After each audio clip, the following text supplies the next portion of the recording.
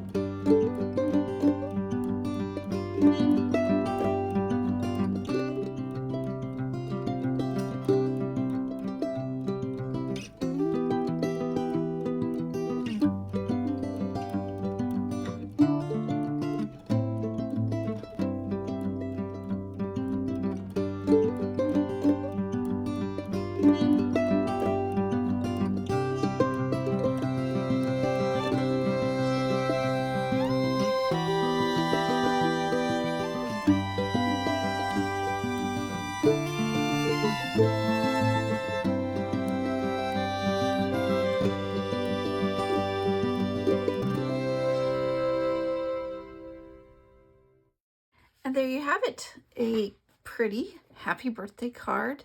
I used watercoloring and the reinkers, the Pacific Point reinker, and just let it flow across the watercolor paper.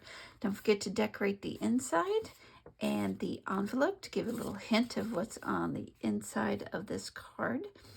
Thank you so much for watching. Don't forget to hit subscribe, like, and share, and we'll see you next week. Bye.